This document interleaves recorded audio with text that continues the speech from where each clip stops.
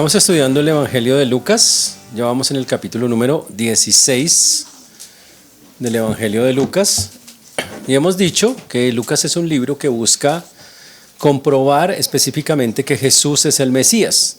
Durante muchos siglos se profetizó que el Mesías vendría, todo el Antiguo Testamento dice que iba a venir un día, un hombre al que Israel esperaba y que se llamaba el Mesías. Israel no conocía el nombre exacto, pero cuando aparece Jesús, el Evangelio de Lucas muestra que ese Mesías es Jesús mismo. Y para hacerlo, coge el Antiguo Testamento y empieza a demostrarnos que todas las profecías que había sobre el Mesías se cumplen en Jesucristo. Y fuera de eso nos muestra que ese Mesías no solamente es el Mesías de Israel, sino que es Dios mismo hecho hombre. Y para hacerlo, Lucas nos muestra que Jesús tiene poder sobre las enfermedades, poder sobre el mundo espiritual, y eso es algo increíble, y sobre todo poder sobre la naturaleza. El único que ha podido detener tempestades, es Jesús, nadie más puede hacerlo, y lo ha hecho porque es Dios mismo hecho hombre. Y vimos que cuando Jesús inicia su ministerio, Lucas narra que tenía 30 años, y cuando tenía 30 años se encontró con Juan el Bautista lo mira y dice, miren, ahí viene él, Cordero de Dios que quita el pecado del mundo. Una voz del cielo dice, este es mi Hijo amado, en quien tengo complacencia. Y aparece el Espíritu Santo en forma de paloma, estando el Padre, el Hijo y el Espíritu, los tres allí atestiguando, este es mi Hijo amado, el Mesías, el enviado para Israel. Jesús comienza su ministerio y miles de personas lo siguen, montones, pero eran multitudes las que seguían al Señor. El problema es que lo seguían por las razones equivocadas. Las razones equivocadas es que querían el milagro, querían la comida, pero no querían al Señor. No querían que Dios salvara sus almas, que eso fue lo que vino el Señor, a salvar el alma de las personas. Entonces, la Biblia nos lleva un poquito incluso más allá y nos dice que Jesús, viendo que la gente era tan incrédula, se enoja mucho y les dice, ¿hasta cuándo se ha de soportar generación incrédula? ¿Hasta cuándo? Porque a pesar de que hacía milagros, sanidades, aún todavía no le creían que él era realmente el Mesías esperado. Entonces Jesús toma una decisión radical y dice, ya no voy a enseñarles más como venía enseñando, de una manera normalita, sino que Jesús empieza a enseñar por parábolas. Y por eso todos los últimos textos que nosotros hemos visto, todos y cada uno de ellos, están hablando de Jesús por parábolas, la enseñanza a través de parábolas. Significa mensajes que tienen, historias que tienen dentro de eso, dentro de la historia vienen unos principios bíblicos que hay que encontrar. Y hemos venido estudiando eso ya hace bastante. Perdón. ¿Me traes una agüita que está aquí, porfis? Ahí mismo, gracias. Perdón. Gracias.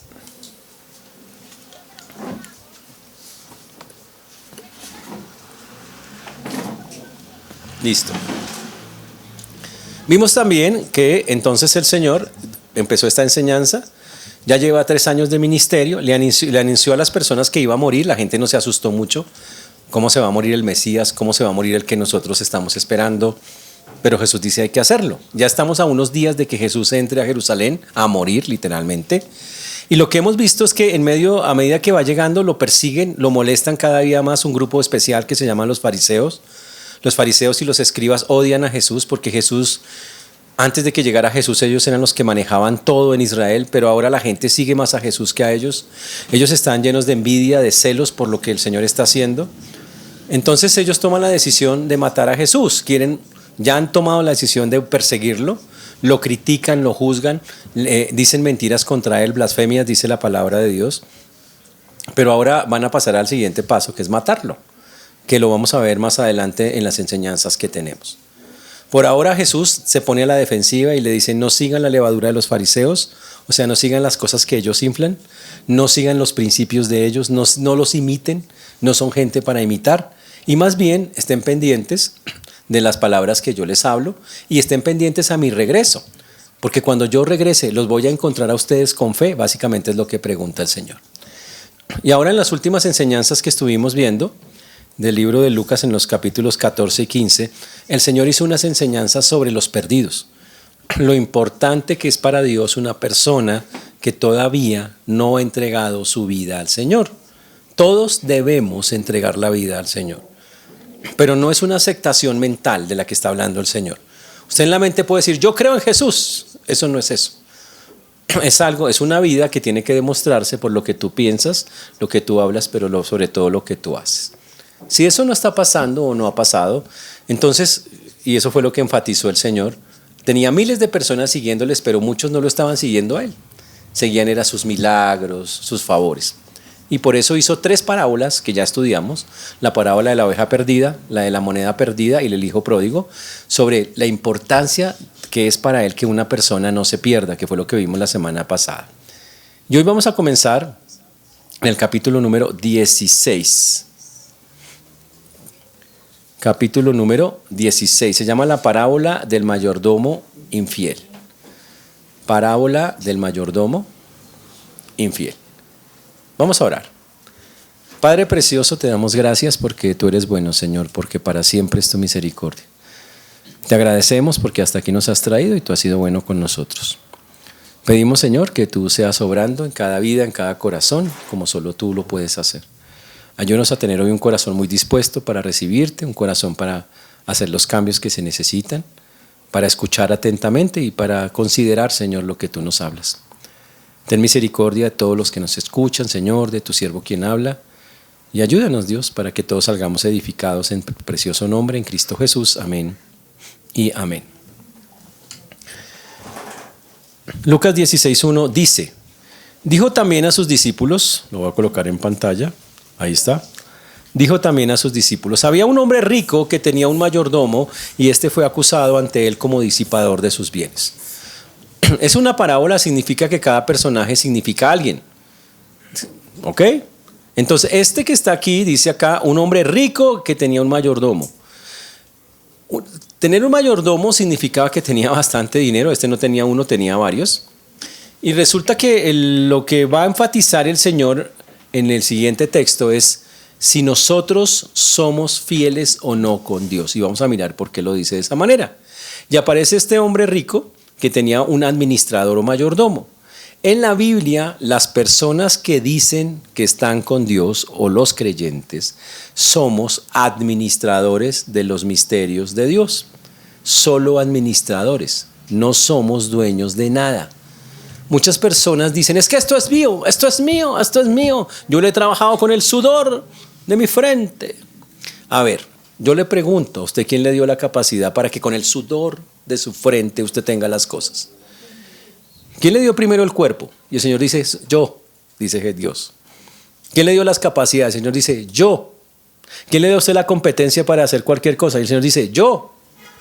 En pocas palabras, ¿quién hace todo? Yo, dice el Señor. Usted solo es mi instrumento y por lo tanto usted no puede mandarse solo. Usted simplemente, cuando yo le entrego algo, usted administra las cosas que yo le doy.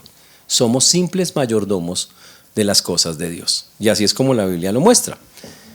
En ese tiempo los administradores eran personas bastante importantes, se les confiaban muchas responsabilidades, pero este administrador resultó ser malo y fue acusado ante su amo de disipador de bienes o de dilapidar, botar, desperdiciar las cosas que su amo le había dado. Y fue acusado, dice acá, por varios. Aquí cuando habla de la acusación, no fue una persona, sino varias que fueron con el amo y le dijeron, esa persona que usted tiene administrando allá, hermano, sus cosas, está botando sus cosas, está desperdiciando todo lo que usted le da. Y llegó la acusación a oídos del amo. Versículo número 2. Entonces el amo, versículo 2, dice, llamó y le dijo. En ese momento el amo llamó a cuentas cuando supo la historia. ¿Qué es esto que oigo acerca de ti? Da cuenta de tu mayordomía, porque ya no podrás más ser mayordomo, dice el texto. Entonces el dueño lo llama y le dice, ¿qué es esto que estoy oyendo? No era una voz, eran muchas voces que estaban diciendo, ese mayordomo que tienes ahí que contrataste está despilfarrando las cosas. Y él le pregunta, ¿qué es esto que estoy escuchando? Que tú estás botando las cosas que yo te di, las cosas para administrar, que en lugar de hacerlas rendir, tú las estás gastando y agotando cada día más los recursos que yo te doy. A eso es a lo que se refiere literalmente el texto. Y automáticamente le dice, pase por su carta de renuncia, dicho en términos de nosotros. Le dice, ya le tengo lista la carta, aquí está. Le doy tantos días para que me entregue el puesto. Eso así literalmente es que va a ocurrir. Y ocurría también en esa época. Como el mayordomo tenía tantas responsabilidades, el amo le dio una cantidad específica de días para que le entregara las cuentas. Cierre todas las cosas, me entrega las cuentas para entregarle a otra persona. Eso es básicamente el texto, quiere ir hacia allá. Obviamente porque este es un mal mayordomo. La Biblia dice muchos versículos, tiene muchos pasajes bíblicos donde el Señor aclara que tiene todo el derecho. Ahora, como esto es una parábola, el dueño que aparece acá es Dios. Y Dios le está pidiendo cuentas a aquel que le entregó algo para administrar. Y le está diciendo, te entregué algo para administrar, pero no lo estás haciendo de la manera correcta. Ya no administrarás más. Y le voy a quitar eso que tenía. Y por eso es tan increíble este texto que está acá. ¿Por qué puede hacer eso Dios? Bueno, porque ya dijimos que Él es el dueño de todo. ¿Cómo lo sabemos? Fácil. La Biblia lo dice en cientos de pasajes. Y además, trate usted de levantarse solo sin Dios a ver si usted puede. Si no es por la misericordia de Dios, usted no se levanta esta mañana, ¿no le parece? Esta mañana Dios lo miró y sopló en usted. Llegó y lo miró y dijo, pero Él podía haber dicho, no continúas con nosotros esta temporada. Y lo deja ahí. ¿Y usted se puede levantar solo? No. Por eso hay gente que se muere dormida, porque Dios dice, no más. Ya llegó su tiempo, llegó su hora y nos vamos. Cuando yo creo que todavía yo soy el que manejo mi vida, ya estoy grave. Ya perdí. Usted no maneja su vida. Si la manejara, usted no tendría todos esos imprevistos que le salen. Usted podría manejar cada circunstancia, pero usted no la maneja. Todos los días le salen cosas diferentes. Y cuando no es una cosa, usted mismo lo dice, es otra. Cosas que ni espera. ¿Por qué? Porque Dios las cuadra conforme Él quiere. Y si yo no aprendo a manejar y a entender que hay un Dios que controla eso y que yo manejo mi vida como yo quiera, pues lo siento, va a sufrir bastante. Pero cuando una persona entiende que estamos bajo el control de Dios, que me tengo que someter a Él conforme lo estamos diciendo acá, por la razón de que Él es el dueño de absolutamente todo, como lo dice la Biblia, pues entonces la relación va a cambiar mucho, voy a tener otra clase de actitud. La Biblia dice, de Jehová es la tierra y su plenitud, el mundo y los que en él habitan. Salmo 24:1. Dios dice, soy el dueño del mundo, de la gente, de las personas, de la tierra. Y exijo que la gente reconozca eso. Entonces, dice el texto, que el mayordomo ya habiéndose perdido, en el versículo número 3, él empieza a pensar, me acaban de sacar, tengo que entregar la mayordomía, ¿qué me voy a poner a hacer? Entonces el mayordomo dijo para sí, ¿qué haré? Empezó a pensar en sí mismo, dijo, ¿qué hago? Toda la vida he administrado aquí. Y obviamente, básicamente toda la vida he robado. Había robado toda la vida. No sé hacer nada diferente. ¿Qué me voy a poner a hacer ahora? Y él empieza a pensar y la Biblia narra que dice, mi amo me quitó la mayordomía. Cavar no puedo. Ahora, cavar significa que se convertía otra vez en un obrero normalito, que tenía que abrir las zanjas, los surcos, cultivar igual. Él no hacía eso. Era el que mandaba para hacer eso. Y él dice, yo ya estoy muy viejo para eso, ya no. Y la otra opción que tenía era mendigar, pedir plata. Decía, ¿y mendigar? Me da vergüenza. Es complicado. Mendigar me da mucha vergüenza. Entonces él queda sin opciones y en ese momento ese mayordomo malo, porque es malo, empieza a pensar, ¿qué voy a hacer? Es muy problemático ese asunto. Y entonces se le ilumina el bombillo. Toma Vitacerebrina, un Red Bull, yo no sé, el tipo que tal. Pero algo pasó en la vida de él y el tipo dice, la Biblia, que dice, él solo, está hablando él con él, yo con yo, por decirlo así. Y dice, ya sé lo que haré para que cuando se me quite la mayordomía me reciban en sus casas. Él dice, ya sé, la tengo. Ya sé cómo arreglar mi futuro, porque no tengo pensión. Y ahora con esas cosas, no, o sea, tenaz. Entonces dice, ahora sí que estoy grave, ¿ahora qué vamos a hacer? Dice, ahora ya se me ocurre una idea. O la idea, obviamente a uno se le pueden ocurrir muchas ideas. No todas son buenas. Ese es el problema. Pero el administrador está tan preocupado. Ahora recuerden que este es un administrador malo. Por lo tanto, tiene un corazón malo y unos pensamientos que también son malos. Y entonces se le ocurre una idea que es algo perversa. Bastante perversa. Muy perversa. Lo dice el versículo 5.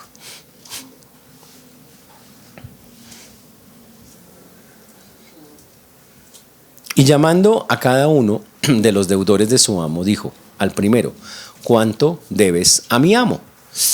Y entonces a él se le ocurre la idea de empezar a llamar a las personas que le deben al amo. El amo era un hombre que tenía, que en este caso es Dios, que era el dueño de muchas cosas. Dios es dueño de todo. Para el efecto de la parábola, el Señor pone que esta persona, el mayordomo, tenía una lista de los que le debían a su amo, pero no le debían cualquier cosa, montones de dinero.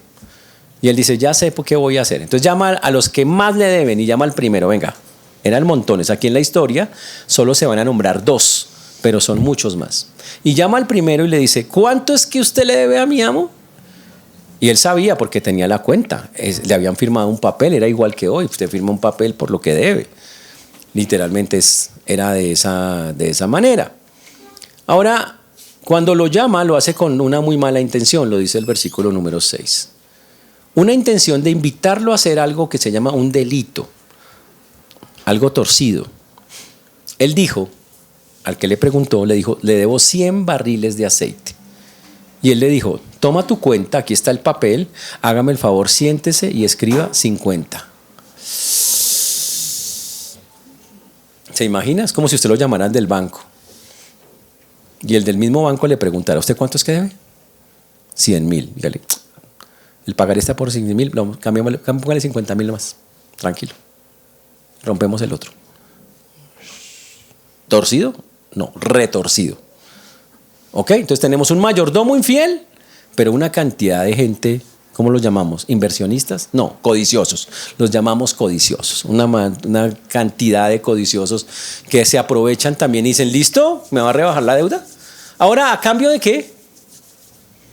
¿O es que creen que eso es gratis o qué? ¿A usted le van a bajar la mitad de una deuda porque sí? O sea, de buena gente. ¿Me caes bien? Nah.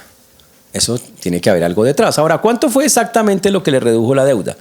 A términos de hoy, la deuda, el vato es una medida equivalente al barril, que la tenemos ya. La deuda se elevaba a 4.000 litros de aceite. Eso valía mucha plata en ese tiempo. 4.000 litros de aceite. Y el tipo dice: redúzcala, ponga la mitad, que me dé 2.000 nomás. Y obviamente, si usted es inteligente, pregunta: ¿y qué? ¿Y cómo? ¿A cambio de qué o qué? ¿Cómo voy yo ahí o qué? Porque listo, yo le hago el favor y gracias, porque usted me reduce 2.000 y los otros 2.000 ¿qué? Y el tipo les decía: tranquilo, usted me debe un favor, después me lo paga. ¿Conocen gente así? Los nombres han sido cambiados, ¿ok? Menos mal que no conozcan gente así. Entonces quedaba escrito. Ahora, ¿por qué puede hacer eso el mayordomo? Porque el tipo está recopilando los papeles para entregarle a su amo para que termine el proceso de la sacada en que está. Está recopilando. Entonces, antes de entregarle, tuerce los papeles para que el amo sea así. Pero después llama a otro, dice el versículo 7, que se le ocurrió llamar a otro más. Versículo número 7. Y le dijo a otro: ¿tú cuánto debes? Él dijo: 100 medidas de trigo. Él le dijo: toma tu cuenta y escribe solo 80. ¡Wow! ¿Otro más? Y esto, aquí solo hay 2 de los montones. Era una lista muy larga, este hombre tenía mucho dinero. Y entonces hablamos del trigo. ¿Cuánto era? Actualmente estamos hablando de 37.000 litros de trigo, 68 kilogramos por hectolitro, 25.000 kilogramos de trigo hoy. Imagínense eso. Debe 25.000 kilogramos y le hace un pequeño descuento, el 20%. Bájele a eso, tranquilo, no se preocupe. ¡Wow! Y escribe un nuevo documento donde aparece supuestamente que debe muchísimo menos. Y obviamente es una cosa que es terrible. ¿Usted qué haría si encontrara a una persona que le sirve haciendo eso? ¿Usted la alabaría? Le diría: uy, qué bien, ¿cómo hace las vainas usted? ¿Haría usted eso? Diría: ¿cómo estás actuando de bien? No. ¿Tendría palabras de elogio para alguien como una belleza de esas? No. Y entonces, ¿por qué en la Biblia aparece este versículo? El versículo 8.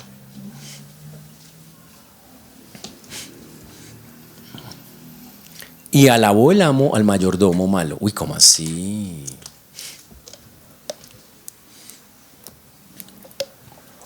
¿Alabó al mayordomo malo? Jesús dijo: ¡ah! Entonces, pilas como lee usted esa vaina porque se confunde. Primero, ahí dice que el mayordomo era malo, ¿sí o no? Empecemos por ahí. Entonces, básicamente lo que Jesús, recuerde que Jesús en este texto le está hablando a sus discípulos. Antes le había hablado a los fariseos en las parábolas de los perdidos, pero aquí le está hablando a sus discípulos. Y en esto les está diciendo a ellos, discípulos, escuchen la enseñanza, escuchen el asunto de fondo. De verdad que ese mayordomo muy astuto, muy inteligente. Eso es que significa que lo alaba. No que es lo mejor y lo más lindo y que alaba al torcido, no. Está diciendo que el Señor resalta qué astucia la de este hombre, qué inteligencia la de este hombre. Esa es la alabanza a la que se refiere esa primera parte del versículo. Dice que él alabó al mayordomo malo por haber hecho sagazmente. No le alaba su maldad, sino la sagacidad. Dice, increíble la inteligencia para lo que la usa ese hombre. Muy inteligente. ¿Para qué?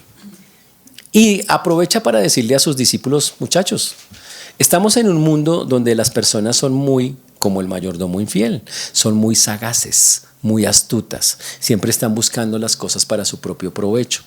Entonces él dice, porque los hijos de este siglo, y esa es una frase espectacular, son más sagaces en el trato con sus semejantes que los hijos de luz. Y el Señor entonces arma dos grupos, los hijos de este siglo. ¿Quiénes son ellos?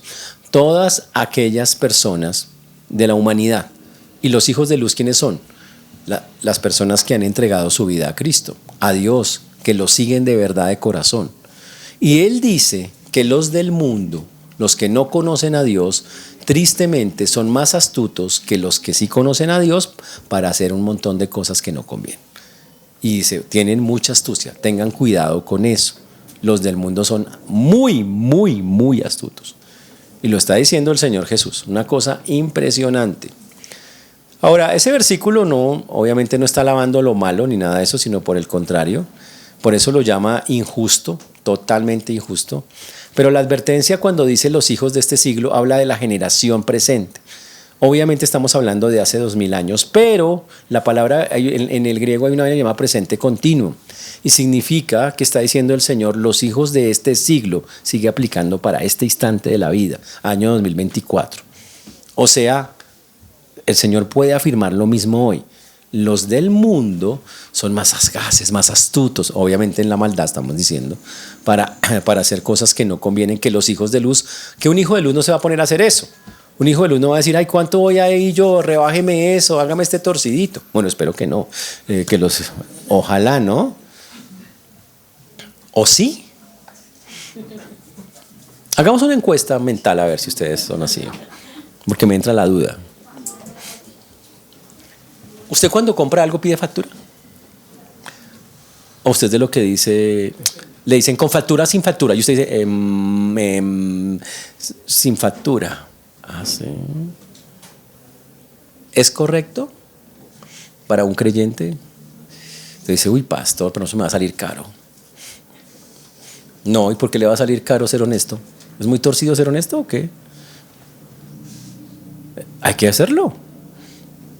Usted de lo que le dicen, ay, ahí pasé un papelito, pues tiene unas mentiritas, pero con eso me aprueban. ¿Sí? ¿Usted juega eso? ¿Eso es ser torcido? ¿O cómo va a llamar? Si otra persona lo hiciera, ¿usted cómo lo llamaría? Y que lo tumbara usted con eso, ¿cómo lo llamaría? Ladrón, me tumbó. Y cuando usted lo hace, ¿cómo se llama? Soy sagaz, soy astuto, súper inteligente. Sí, eso sí. O sea, ¿hacemos la diferencia? Ser torcido. Allá o acá es lo mismo. Y un cristiano no lo hace, por eso el Señor hace la comparación. Dice, los hijos de luz no andan en eso. Nosotros no estamos buscando cómo sacar provecho. Así estemos en circunstancias muy complejas o muy difíciles. No hacemos eso. Y por eso el Señor hace esa comparación específicamente acá. Es más, la Biblia dice que el creyente debe vivir sobria, justa y piadosamente. Son las palabras que usa Tito. Sobria, justa y piadosamente. O sea, alejados de toda esa clase de cosas que son normales. Tristemente debemos decir que en el mundo, por eso los tiempos no han cambiado. Eso que pasaba y sigue pasando hoy es algo demasiado normal en el mundo actual. Pero no quiere decir que porque es normal es aceptado delante de Dios. Sigue siendo malo. O sea, es tan malo que hasta el mundo lo castiga si lo pesca. ¿Cómo será de malo? Que si el mundo lo pesca, lo sanciona y lo castiga por esa clase de cosas. Muy bien. Pero para parar de completar, viene el versículo más complejo de todos. Si les pareció complejo, es el 9. Este versículo, sí. Ese es para sacarse canas si no lo estudias bien. Dice así: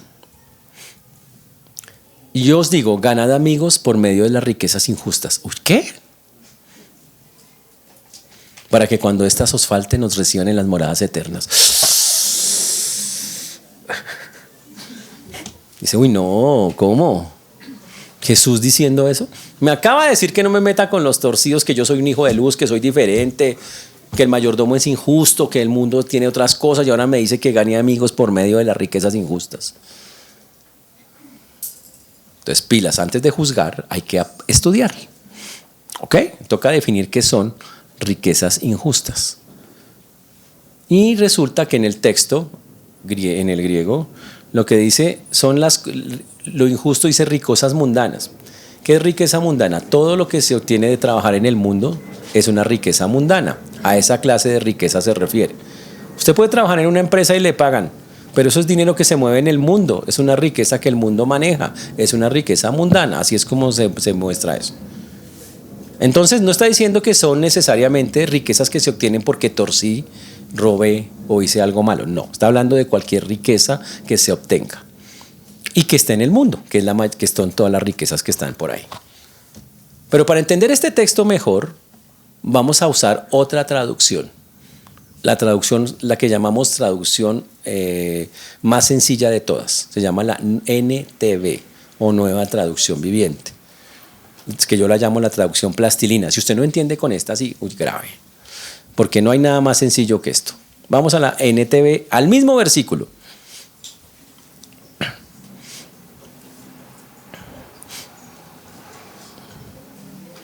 NTV.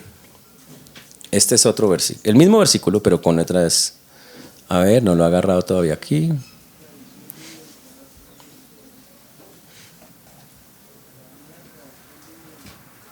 Listo.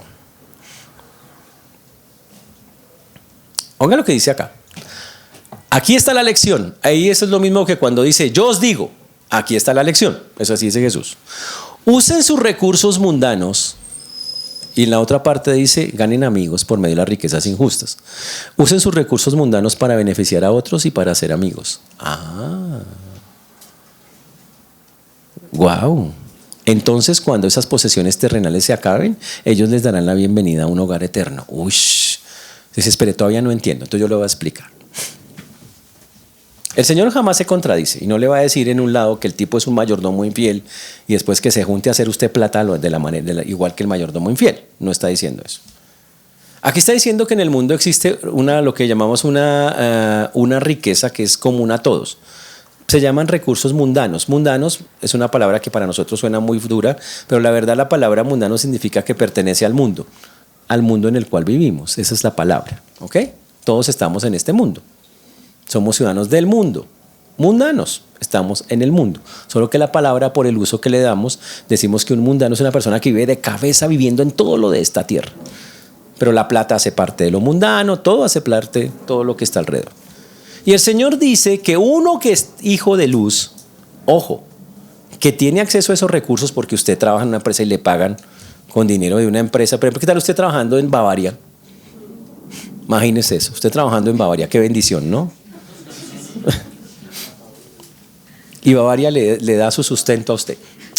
Tremendo. ¿Y usted cristiano? No, fantástico, queda lindo usted de enmarcar. Es una empresa mundana y usted tiene ese dinero, sale de algo como eso. ¿Y entonces qué hago con esa plata? Entonces trato de sobrevivir, pago el arriendo. Y el Señor entonces le da un consejo que es diferente. Administrela bien. El mayordomo infiel empezó a administrar lo que Dios le daba, los recursos, el trabajo que tenía, todas las cosas, y las administró para su propio beneficio. El Señor le dice ahora a sus discípulos, hágame el favor, usen lo que ganan, lo que en el mundo ganan, y úsenlo no para como el mayordomo infiel, sino para hacer amigos. Ahora uno dice, ¿cuáles amigos? Ahí viene la diferencia. ¿Qué amigos buscó el mayordomo infiel? Otros torcidos igual que él, que le aceptaran al asunto. ¿Qué amigos buscamos nosotros? Unos que se distinguen en el texto por cómo termina la historia. Dice, mire lo que dice al final en esta traducción. Unos para que cuando la plata terrenal se acabe, ellos le darán la bienvenida a un hogar eterno. Significa, ellos me van a saludar ¿en dónde? En el cielo.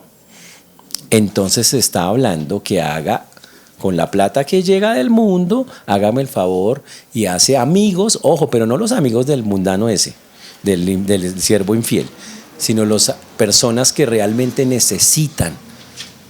Y obviamente necesitan lo espiritual y lo físico, para que un día esas personas que usted ayudó y que a través de su ayuda ellas pudieron conocer de alguna manera al Señor, sean quienes lo reciban cuando usted muera y estén allá en el cielo con usted. A eso es a lo que se refiere. Entonces está hablando de algo que se llama es mayordomía del dinero, de una manera correcta. Eso es lo que realmente dice el texto. Obvio, cuando lo leemos en la Reina Valera suena ¡ush! Suena muy fuerte, no lo logramos entender porque realmente tiene una connotación suena muy distinto. Ahora usted dice, ¿y por qué tradujeron así? Porque cuando en 1460 la Reina Valera se traduce, los dos monjes católicos, Cipriano de Valera y Casiodoro de Reina, haciendo esa traducción, hicieron en la traducción, ellos fueron literales y ellos, ojo, dentro de su vocabulario español, españolete, porque es muy españolete esa versión, eso suena para ellos coherente. Con puntos y comas suena muy coherente. Para nosotros, por el español que tenemos, nos confunde la forma en que está escrito. Pero cuando usted lee varias traducciones más modernas, ya está la corrección hecha y va a ser mucho más claro entender esto. Entonces, en otras palabras, lo que el Señor está diciendo es, necesito que en lugar de hacer lo que hizo el siervo infiel, coja esa riqueza que el mundo tiene y ponga su confianza en Dios y empiece a ayudar a los que tiene que ayudar. Porque esa clase de personas son las que un día en el cielo lo van a recibir. Todos aquellos por los cuales usted invirtió sus recursos de una manera que realmente sí era la correcta de utilizar. Es más, la Biblia tiene unos versículos, usted dice, pero ¿cómo puede ser que yo ayude a personas en esta tierra y las encuentre en el cielo? Bueno, usted no sabe, la Biblia dice que tenemos que ayudar una y otra vez, que debe ser que al que veamos en necesidad busquemos cómo ayudarle a suplir. Mire este versículo que aquí está en Proverbios 19:17. Dice, a Jehová presta el que da al pobre y el bien que ha hecho se lo volverá a pagar. Cuando usted le da a una persona pobre o necesitada, el Señor dice, usted me está prestando a mí, a Dios mismo, y yo le voy a devolver. Tremenda promesa de Dios en ese texto. También dice la Biblia en Mateo 25:40, cuando lo hiciste, cuando usted hace un favor a una persona que está enferma o que tiene hambre o que no tiene con qué cubrirse y usted suple una necesidad, Mateo 25:40 dice, cuando lo hicisteis a uno de estos mis hermanos más pequeños, a mí lo hicisteis. Dios dice, cuando usted lo hace con él es como si lo hiciera conmigo, me está ayudando es a mí. Y habla de la misericordia que hay que tener con los que son más necesitados. A eso se refiere eso. ¿Está claro el texto, señores, en lo que significa entonces? Entonces no está diciendo que ponga usted a ser astuto y malvado, no. Está diciendo que sea buen mayordomo con Dios. Que haga amigos, pero no esa clase de amigotes, amigos. Amigos en el Señor, amigos ayudando a personas que en verdad lo necesitan. Ese es el sentido de esas palabras que nosotros podemos ver ahí. Y entonces, con base en eso, el Señor saca un principio que está en el versículo número 10. El que es fiel en lo muy poco, también en lo más es fiel. Y el que en lo muy poco es injusto, también en lo más es injusto. ¡Wow! Este es un principio para la vida. Si Dios le otorga, en este caso en la parábola, Dios es el que otorga las cosas, y le da una responsabilidad a que administre cierta cosa y usted la desperdicia, ¿por qué Dios tiene que darle más si cuando le dio un poquito usted la botó, la desperdició, la despilfarró? Y esa es la circunstancia de muchas personas y muchas son conscientes hoy. En algún momento de sus vidas Dios les dio un montón o harto, mucho, les dijo tome. ¿Y qué pasó? No me diga que un espíritu de ruina vino y dijo, no, pastor, eso fue un chuki de ruina que vino y arruinó qué chuki ni qué pan caliente, madure. Mala mayordomía. No administró como Dios dice que hay que hacerlo. Conclusión, pues la plata se va por mal administrador. Y ahora, lo que dice el Señor es, ¿usted qué tan buen administrador es? Fácil. ¿Qué hace con lo poquito que recibe hoy? Si es que es muy poquito. ¿Usted incluye a Dios en sus cuentas? Si usted no mete a Dios, ya perdió. No porque Dios le diga, y es que lo voy a maldecir, nada de esas vainas. Sino porque simplemente cuando usted no se deja regir por los principios que la Biblia dice respecto a lo económico, pues obvio todo lo que dice la Biblia se cumple. Y cuando usted saca a Dios de la ecuación económica, ¿por qué quiere que Dios le bendiga más si usted a Dios no lo mete en el cuento ni en el asunto? Cuando una persona así tenga muy poco, siempre se acuerda de Dios y dice, Señor, yo tengo que darte a ti, y eso es una cosa que está en la Biblia. Las personas siempre pelean con los diezmos y las ofrendas, pero recuerden que los diezmos y las ofrendas están en la Biblia. Dios ordenó que fuera y que se hiciera. Pero ojo, en el Nuevo Testamento Dios no obliga a las personas a eso. No les dice maldición, mal sobre maldición, no. Le dice, mire, ¿cuánto hay en su corazón para mí? Y la Biblia hace la propuesta, ofrende y diezme y ofrende, las dos cosas pide la Biblia. Hágalo. Si usted no lo hace, ¿qué va a pasar? Dios no le dice, te voy a acabar, o dice, no. Si no cuentas conmigo para administrar tu dinero, ¿cómo crees que va a ser esa administración? Si la Biblia misma dice que separados de mí, nada podéis hacer. Empecemos por ahí. Si Dios te da un poquito, y usted no lo usa y menos se acuerda de Dios, ¿por qué quiere que Dios le dé más? Si usted ni con un poquito ni lo pensó, imagine con un pocote menos lo va a pensar a él. Entonces, ¿para qué? Y ese es el principio que Jesús lanza en este punto. Por eso dice, el que es fiel en lo muy poco, también en lo más es fiel, y el que en lo muy poco es injusto, también en lo más es injusto. Y si usted es injusto en lo poquito, si usted es infiel con Dios en las cosas más chiquitas que le ha dado, significa, si usted no es responsable en lo poquito que Dios le da, no habla solo de plata, habla de sus talentos, sus habilidades, lo que Dios le ha dado, y usted es irresponsable con ese poquito que le ha dado, ¿por qué quiere más? O sea, esto es loco, ¿para qué quiere más? ¿Para desperdiciar más? Él dice, no hay más. Eso es lo que muestra por qué muchas personas no tienen más allá. Y obviamente, yo sé que usted me va a decir, pero pastor, hay personas re malas que tienen mucho. Claro, fácil. ¿Sabe por qué? ¿Qué dice la Biblia de los que tienen mucho también? ¿Cuál debe ser mi actitud ante los que tienen mucho y son injustos?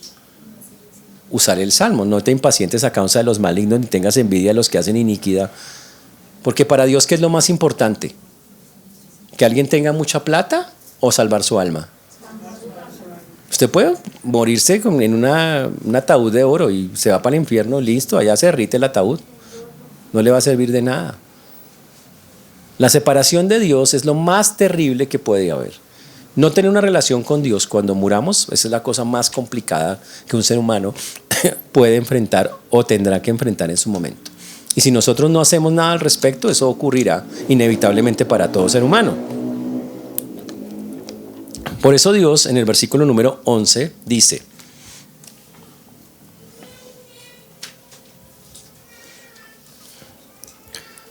pues si en las riquezas injustas no fuiste fieles, ¿quién os confiará lo verdadero? Si en eso que usted obtiene, trabaja y lo usa mal, cuando Dios quiere darle sus propias cosas, ¿quién se lo va a dar si Dios dice, usted no es una persona confiable para administrar cosas? Usted no es confiable. Entonces no te voy a dar más. Uy, durísimo eso. Y eso es para advertirle a los discípulos. Ahora, ¿por qué Jesús le dice eso a sus discípulos? Porque resulta que los discípulos al lado, escuchando también el mismo sermón, están los fariseos y los escribas. Gente con mucho dinero, con mucha plata, pero ¿qué? No tenían a Dios. No tenían una relación con Él. No eran fieles con Él. Cada día querían más cosas y un día se quedarían sin nada, porque la Biblia dice que después el templo fue destruido y ellos quedaron absolutamente en la calle. Total.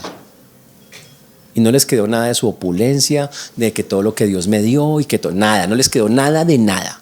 Dios se llevó todo. Por eso en el versículo 12 el Señor sigue diciendo lo mismo, todavía con bastante fuerza. Y si en lo ajeno ¿No fuisteis fieles? ¿Quién os dará lo que es vuestro? ¿Qué es lo ajeno? Lo de Dios. Dios te da unas cosas y tú no las usas bien. ¿Qué vas a hacer al respecto? Dios te dice, te di vamos a poner el ejemplo que da Dios. Para molestarles la vida a ustedes así. Dios le da unos hijos y usted no los cuida.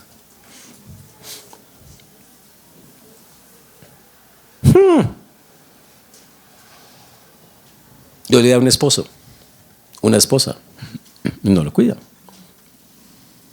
Dios le da un trabajo y usted no lo cuida. Usted no hace sino decir, ay, qué jartera, ay, no me alcanza, no me sirve, nada. Todo es así. Todo amargadín, de cariño le dicen amargadín. Entonces, ¿a qué juega? Si no es capaz de ser agradecido con lo que tiene y de decirle al Señor, voy a ser fiel. Mire, siempre que llegue algo a su vida, hay una pregunta que un creyente debe hacerse: es, Señor, ¿qué tú quieres que yo haga con esto que acabas de colocar acá? ¿Esto para qué es? Así de sencillo. Y lo que Dios diga, eso se hace. Ya. Y no es que Dios les va a pedir las casas y vainas de esas, no. Nada, yo le voy a decir, administre bien, haga esto, haga aquello. Dios nos va a guiar cómo vamos a hacer esas cosas. Pero si usted no tiene eso claro como una norma de vida, va a ser algo muy delicado. Y eso es porque hay otro principio, el último de este texto, que el Señor resalta acá. Ninguno puede servir a dos señores, porque o aborrecer al uno, llamar al otro, o estimar al uno y menospreciar al otro. No podéis servir a Dios y a las riquezas. Señores, no podemos servir a dos señores diferentes. Usted dice, pero es que yo sí puedo. Pastor, yo estoy en la mitad. Yo soy el equilibrio. Por aquí tengo la plata y por aquí tengo a Dios.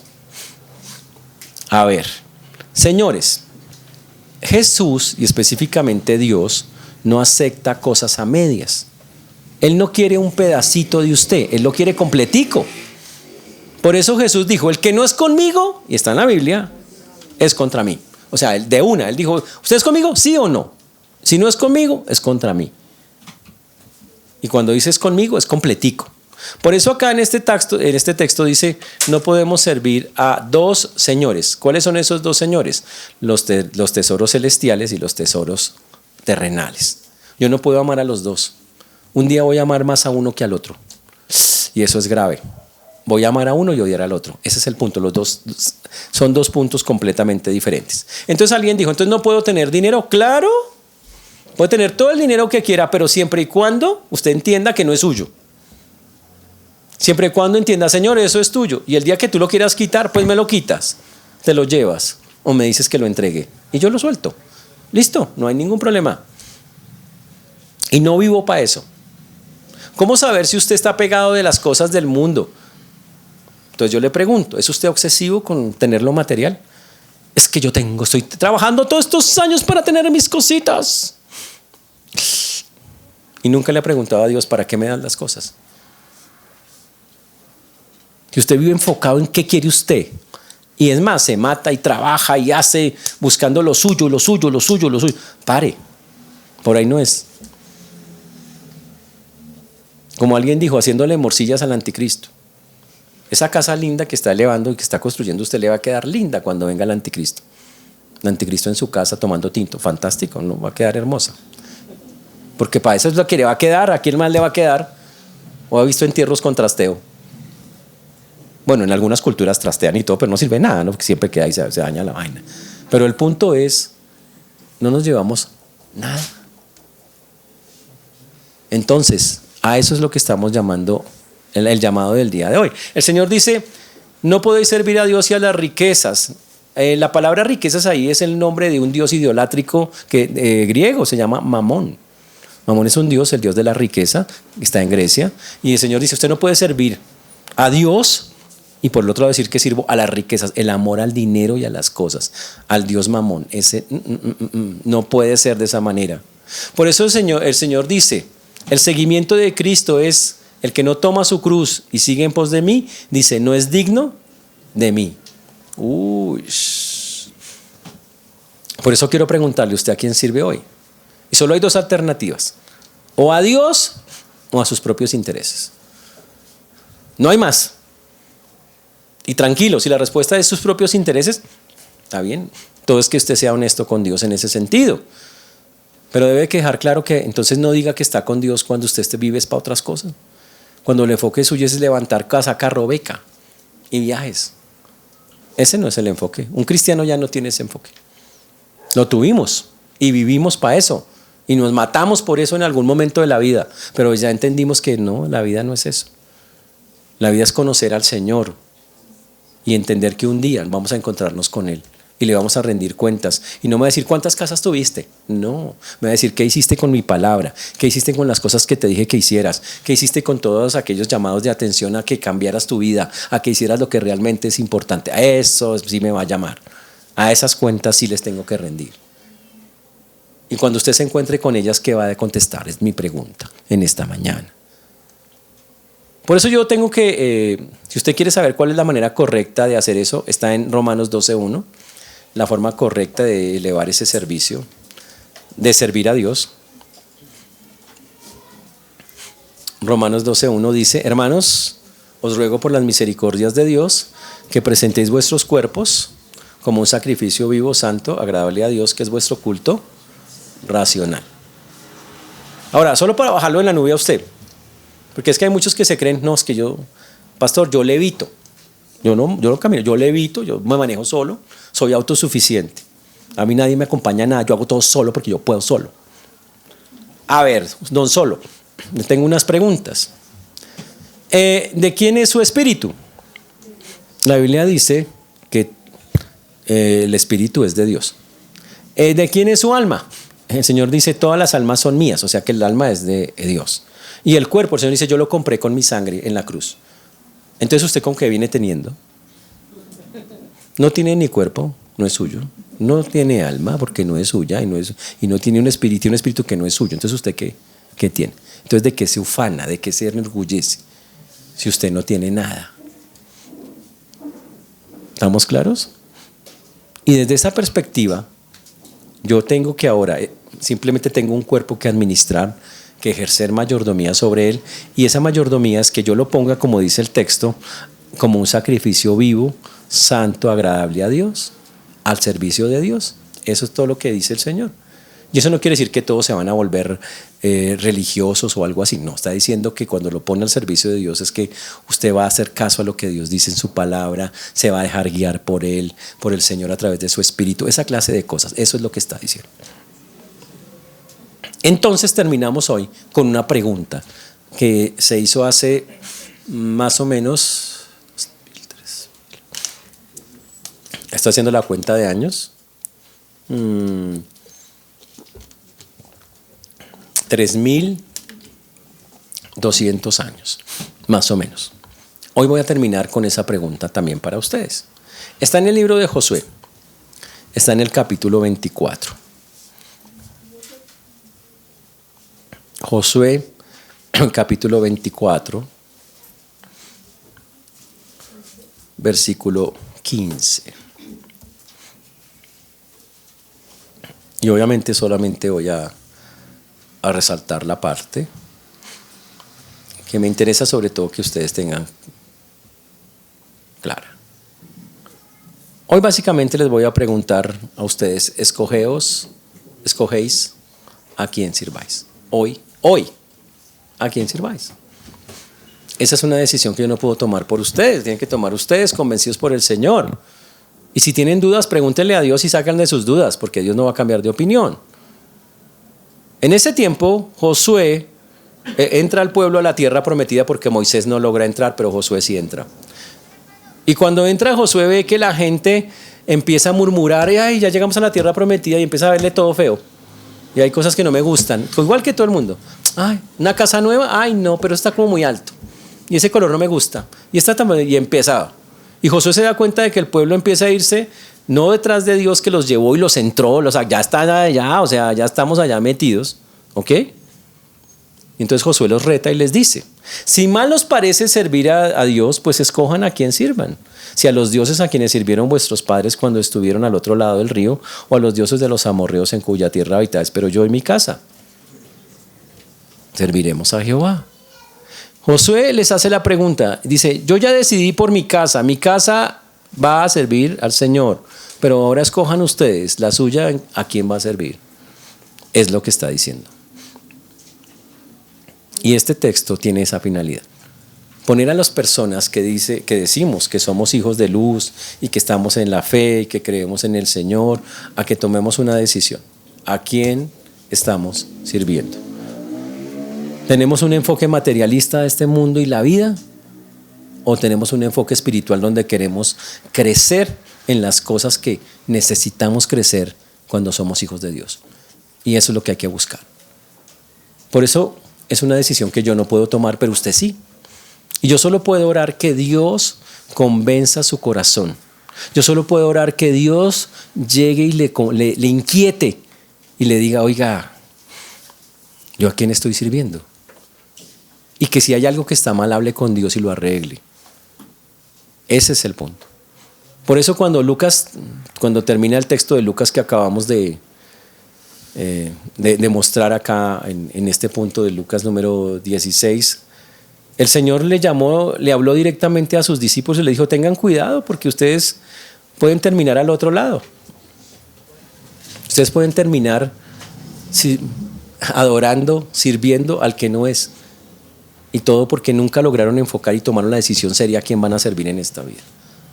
Por eso los quiero animar, hermanos, a que tomemos la decisión correcta, a que sirvamos al Señor de la manera correcta, a que amemos a Dios por encima de todas las cosas, pero en la práctica. Y que quede claro, la Biblia dice que se requiere de los administradores que seamos hallados fieles. Y los quiero animar a que lo que Dios les ha dado, dígale, Señor, dame sabiduría de cómo lo manejo. Eso incluye las personas que tenemos a nuestro alrededor, las circunstancias y las cosas. Todo es prestado. Termino en un minuto diciendo esto. ¿Ve las personas que tiene al lado? ¿Son suyas o son de Dios? Son de Dios. ¿Quiere que le demuestre que son de Dios? Lea los periódicos. Todos los días Dios se lleva a su gente. Dice, yo lo creé a usted, venga, me lo llevo. Vámonos.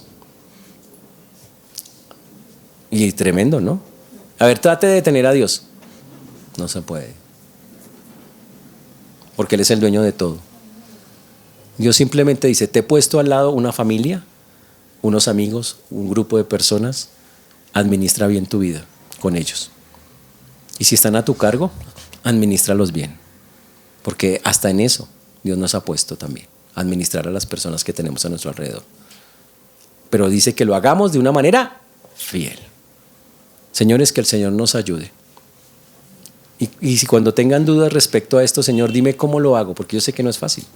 Dime cómo, y Dios va a hablarles a través de la palabra, a través de las enseñanzas, pero métanse con Dios. Y vamos a encontrar ese camino para servirlo con todo el corazón como Él nos está pidiendo. Amén. Pongámonos de pie, señores. Vamos a terminar en oración, cantando y nos vamos. Señor Dios, te damos gracias por todo lo que haces, por lo que nos enseñas, por lo que nos ayudas, Dios. Te agradecemos infinitamente. Pedimos que sigas obrando en cada vida, en cada corazón, como solo tú y nadie más que tú lo puede hacer, Dios. Gracias por cada persona que hoy está aquí, Señor. Gracias. Pedimos que tú obres en las vidas y en los corazones de todos y cada uno de ellos. Gracias por ayudarlos, porque están escuchando tu palabra. Ayúdanos, Señor, a ser buenos mayordomos, Señor. A pesar de estar en un mundo lleno de gente tan astuta y que tiene esas cosas como norma de vida, ayúdanos a hacer luz, a de verdad no caer en esas prácticas. Y te ruego, Señor, que más bien todas las cosas buenas que nos has dado las administremos de la manera correcta. Por eso hoy dejo en tus preciosas manos la vida de todos y cada uno de nosotros, pidiendo que podamos ser de testimonio para todos aquellos que nos conocen. Por eso dejamos en tus manos una vez más todo lo que hemos hablado en Cristo Jesús. Amén y amén.